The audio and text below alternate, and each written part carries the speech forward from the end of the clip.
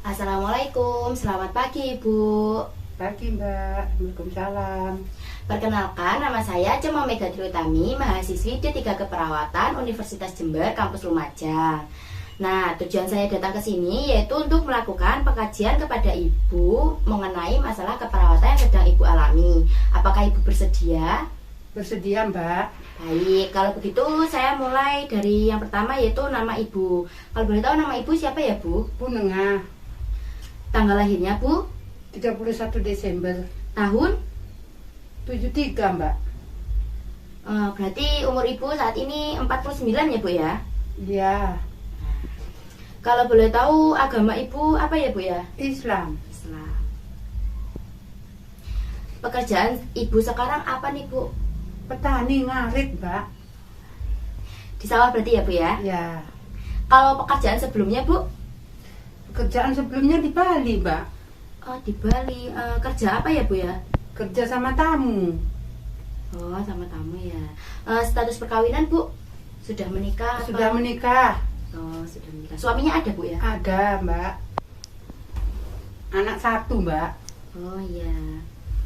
Baik, selanjutnya saya mau tanya nih Bu, keluhan yang dirasain Ibu saat ini apa ya Bu ya? Pusing Mbak sering. Sering pusing. Selain itu Bu? Kadang-kadang ya apa namanya itu pegel ini punggungnya Mbak. Kayak kaku gitu ya Bu ya? Iya. Lalu itu Bu, Ya nggak bisa tidur kalau malam. jadi nggak bisa rileks ya Bu ya? Iya Mbak. Mual, ada mualnya nggak Bu? Oh, kadang-kadang ya mual, kadang-kadang ya udah enak makan. Itu biasanya mual itu dirasain waktu apa ya Bu? Ya kalau pusing, kalau nggak bisa tidur.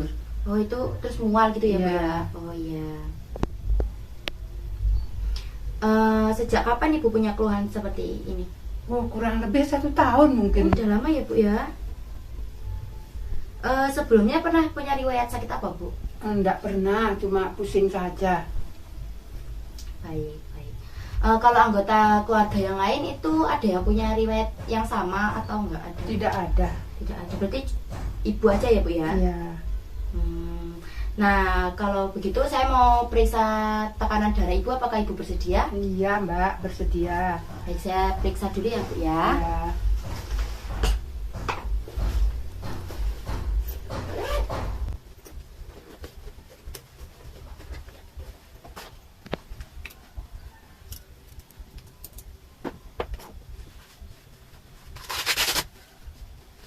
Permisi ya Bu. Iya Mbak.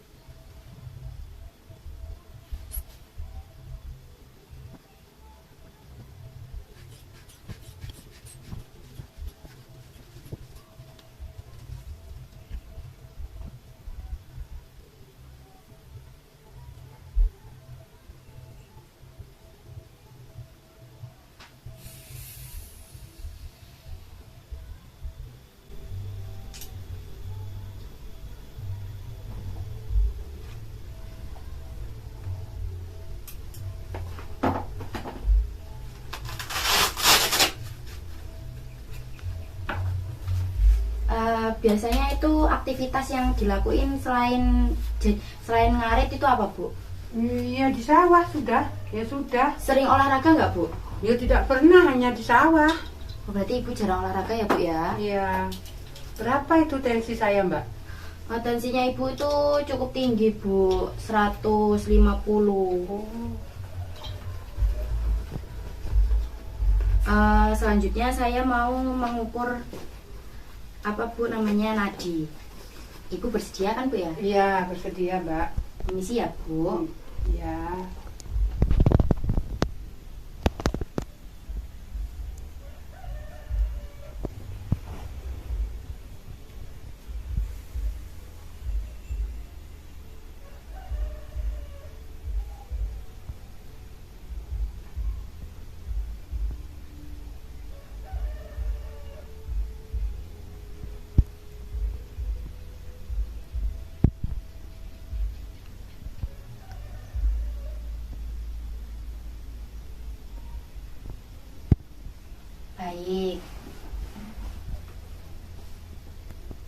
selanjutnya saya mau mengukur frekuensi napas. Jadi ibu nafasnya biasa aja ya bu, ya nafas seperti biasa. Saya pegang perutnya tidak apa-apa ya bu ya? Ya. Permisi ya bu. Ya mbak. Saya tarik nafas seperti biasa, kayak nafas biasa gitu bu. Ya.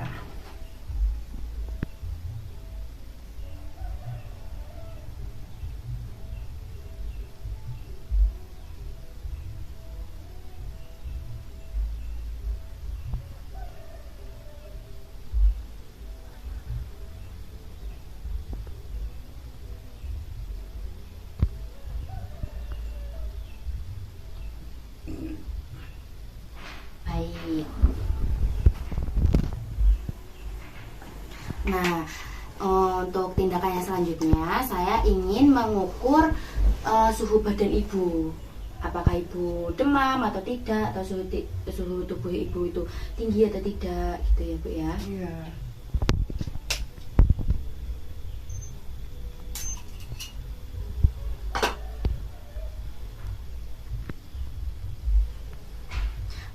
Ibu mau saya pasangkan sendiri atau ibu masang sendiri? Iya, mbak aja yang pasangin, nanti saya nggak bisa. Oh ya, permisi ya bu ya. Ya, Saya bersihkan dulu area lehernya ya bu ya. Ya, Saya buka nggak apa-apa ini bu? enggak. Oh ya, permisi ya bu. Iya mbak. Sebelah sini saja.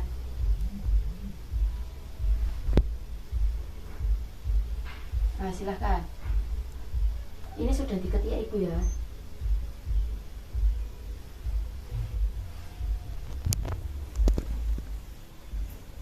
Sudah bu. Tunggu ya bu ya. Iya mbak. Nah, sudah bunyi bu. Saya ambil ya bu ya. Permisi iya, ya, Bu. Mbak.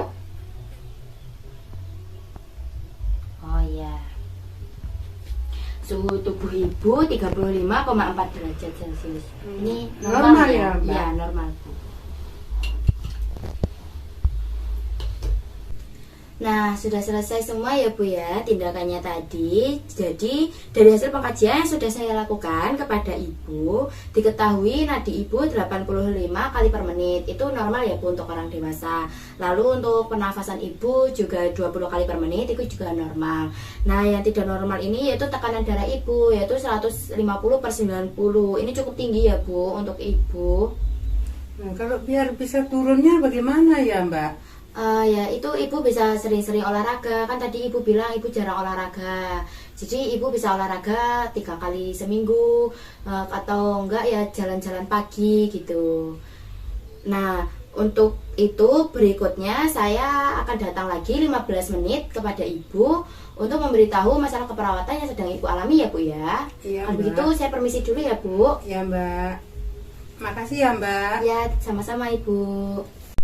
Baik ibu, saya akan datang kembali, yaitu bertujuan untuk menyampaikan masalah keperawatan yang sedang ibu alami, yaitu ibu mengalami gangguan rasa nyaman berhubungan dengan gejala penyakit, ditandai dengan mengeluh tidak nyaman, mengeluh sulit tidur, tidak mampu rileks, dan mengeluh mual ya bu. Iya mbak. Nah, baik, besok saya akan datang kembali untuk melakukan implementasi kepada ibu. Apakah ibu bersedia? Bersedia mbak. Baik, kalau begitu saya permisi ya Bu. Untuk tindakan hari ini telah selesai. Terima kasih Ibu. Sama-sama mbak. Terima kasih. Assalamualaikum, selamat siang Ibu. Waalaikumsalam. Selamat siang mbak. Ada perlu apa ya mbak? Baik, jadi untuk kedatangan saya di sini yaitu untuk melanjutkan pengkajian yang pernah saya lakukan kepada Ibu tempo hari lalu. Apakah Ibu bersedia? Ya bersedia mbak. Sebelumnya Ibu sudah kenal saya kan ya Bu ya? Mbak yang kemarin itu ya? Ya, benar Bu. Nah, gimana Bu kabarnya hari ini Bu? Ya, alhamdulillah sehat mbak. Baik, alhamdulillah ya Bu ya. Kan kemarin waktu tensi itu kan darah Ibu kan tinggi. Sekarang sudah turun atau semakin tinggi atau Ibu belum cek lagi? Ya, belum mbak. Kemarin hanya mbak yang ngecek. Berarti sekarang belum dicek lagi ya Bu ya? Belum mbak. Nah baik, kalau begitu saya izin buat cek darah Ibu lagi ya. Apakah Ibu bersedia? Iya mbak, bersedia mbak. Baik. Tunggu ya Bu ya. Iya mbak.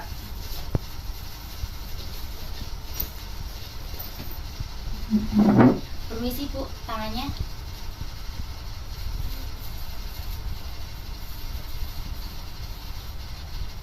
Permisi ya Bu. Iya mbak. Ibu aktivitasnya apakah sama seperti sebelumnya Bu? Masih ngarit juga atau tani gitu Bu? Iya sama. Itu kalau ngarit itu sendiri Bu? Iya Mbak. Suaminya gak bantu Bu?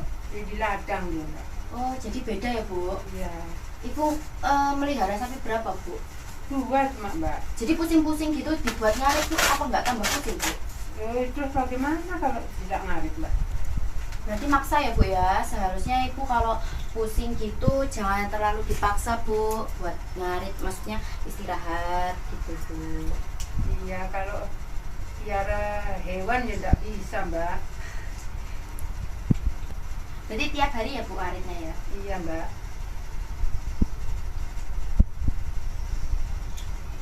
Misi ya Bu. Iya Mbak.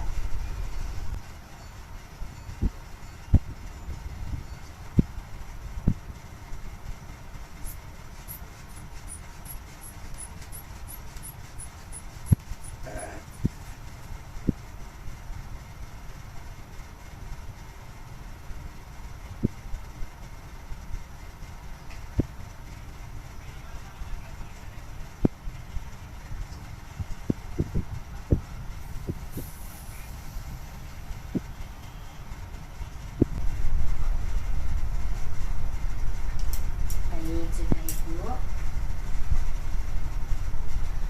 Kan waktu itu kan tensi pertama darah Ibu kan tinggi ya Bu ya. Sekarang Ya. alhamdulillahnya itu sudah turun.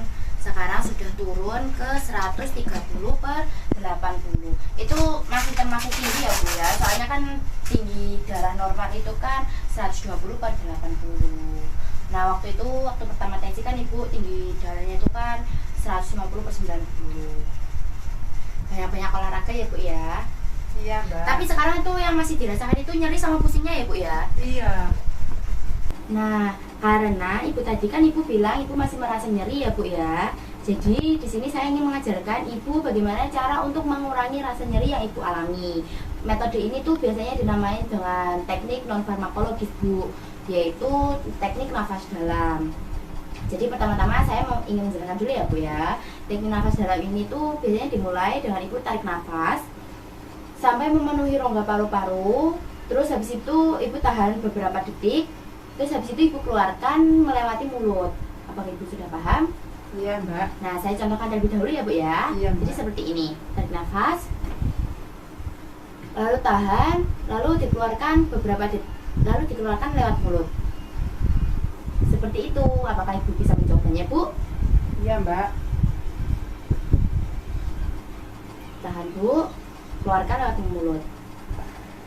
Nah, baik, seperti itu.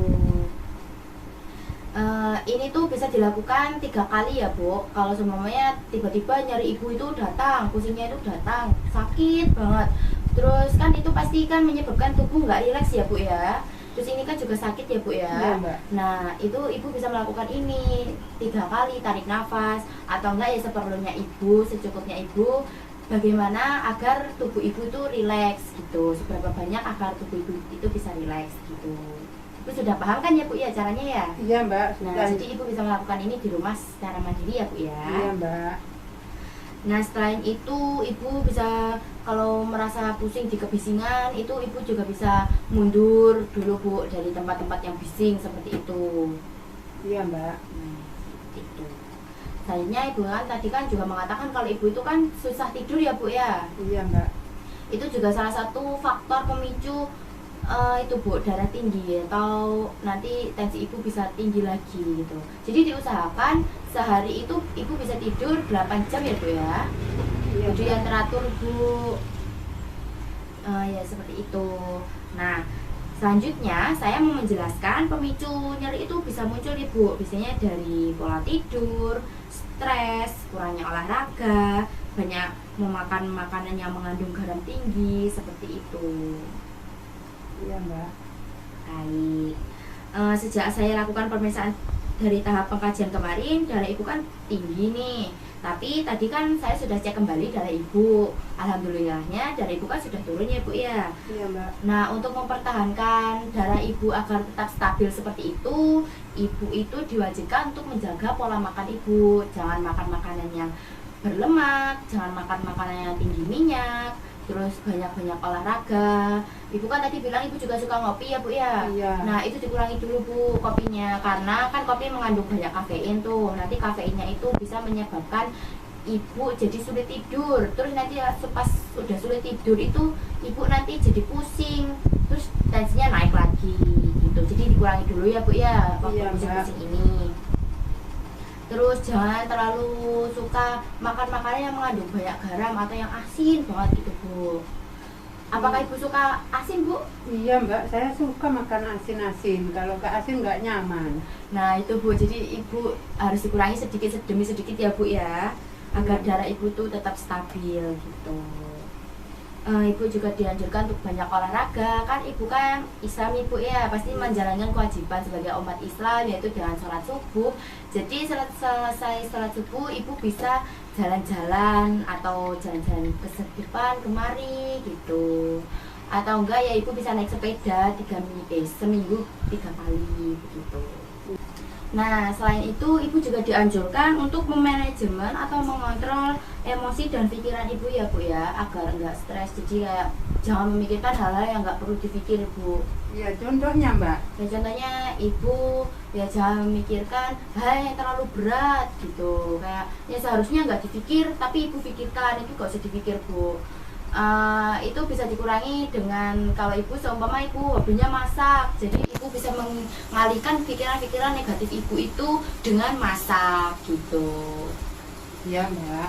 Ya seperti itu. Apakah ibu sudah paham Bu? Iya sudah Mbak. Jadi saya mau tanya nih, bagaimana perasaan ibu tadi setelah saya ajarkan teknik nafas dalam? Apakah lebih nyaman? Iya Mbak, lebih nyaman, lebih rileks. Alhamdulillah ya Bu ya kalau begitu. Selanjutnya apakah ada yang ingin ditanyakan Bu? Iya Mbak, kalau menurunkan darah tinggi itu apa ya Mbak? Ibu suka minum jus tidak Bu? Iya, di kampung ada jus-jus naga, cumaan yang lain tidak Mbak. Seperti itu. Baik Bu, jadi darah tinggi itu bisa diturunkan dengan ibu bisa meminum jus tomat, jus wortel, sama jus seledri. Itu juga bisa membantu Bu, membantu menurunkan darah tinggi. Cuma hanya itu saja ya Mbak? Iya Bu.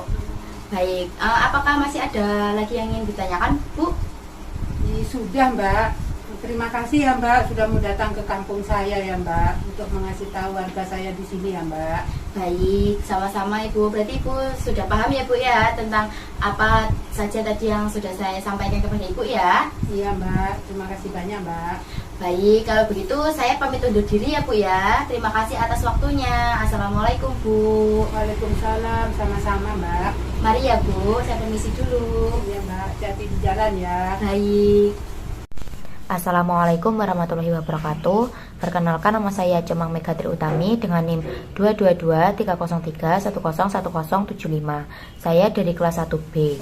Di sini saya akan menjelaskan tentang analisa data dan intervensi keperawatan. Dengan kasus sebagai berikut. Nyonya N mengatakan jika dirinya sering pusing. Beliau juga mengatakan setiap pusing disertai dengan leher kaku, nyeri, tidak bisa tidur, mual, dan nafsu makan menurun. Setelah dilakukan pengajian, didapatkan hasil sebagai berikut. Tekanan darah 150 per 90 mm raksa, nadi 85 kali per menit, RR 20 kali per menit. Untuk data yang saya dapatkan, yaitu yang pertama ada data subjektif. Pasien mengatakan bahwa dirinya pusing, pasien mengatakan lehernya juga kaku saat gejala nyeri muncul, pasien mengatakan dirinya mual dan nafsu makan menurun saat gejala muncul. Untuk selanjutnya ada data objektif, yaitu tekanan darah 150 per 90 mm raksa, nadi 85 kali per menit, dan RR 20 kali per menit. Untuk etiologi atau penyebab, yaitu gejala penyakit. Dan masalah keperawatan yang saya ambil adalah gangguan rasa nyaman. Yang selanjutnya ada diagnosa keperawatan.